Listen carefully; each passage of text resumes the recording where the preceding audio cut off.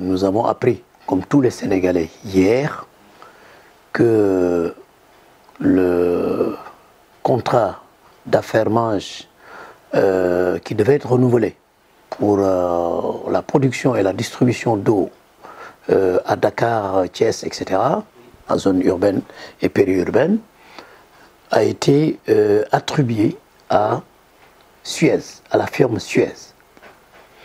Il faut dire que ça a été quand même une surprise. Parce qu'en juin déjà 2018, lorsqu'on a ouvert les plis, on nous avait appris que SDE avait proposé moins cher que Suez, déjà. Alors, on devait connaître l'attributaire, donc, disons, fin juin, juillet. Et on a attendu près de 5 mois. On a attendu maintenant pour nous dire que c'est Suez. Après plusieurs reports d'ailleurs.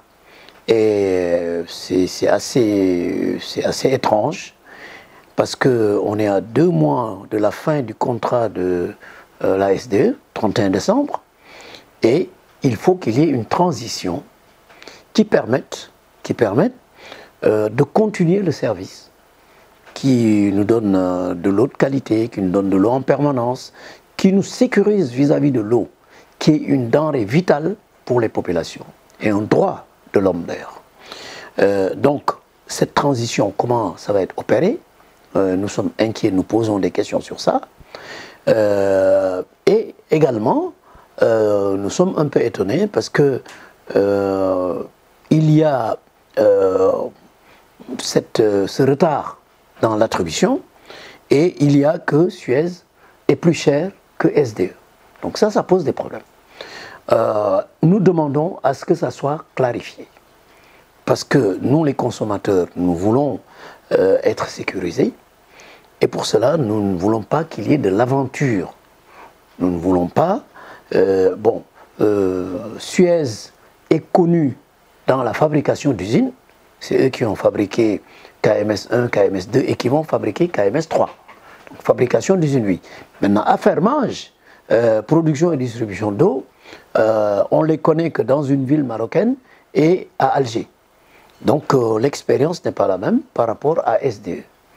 SDE est quand même là depuis une vingtaine d'années, même si tout n'est pas parfait, il y a des acquis qui sont sécurisants.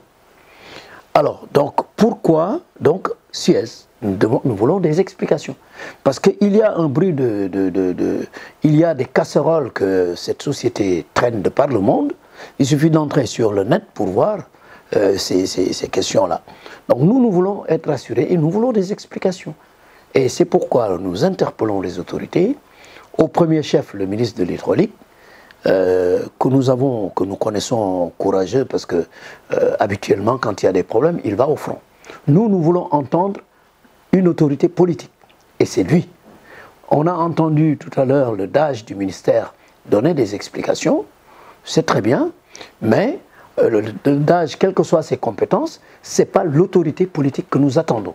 Nous attendons que le ministre de l'Hydraulique monte au front et nous donne les explications qui puissent nous convaincre, ou à défaut le Premier ministre qui est le chef du gouvernement. Quand il s'agit d'une denrée aussi importante que l'eau, c'est l'autorité politique qui doit se prononcer. Je ne dis pas le président de la République, comme les gens ont l'habitude de dire, je ne l'interpelle pas, mais au moins le ministre de l'Hydraulique ou le chef du gouvernement. En tout cas, nous voulons être rassurés sur ces questions-là. Voilà.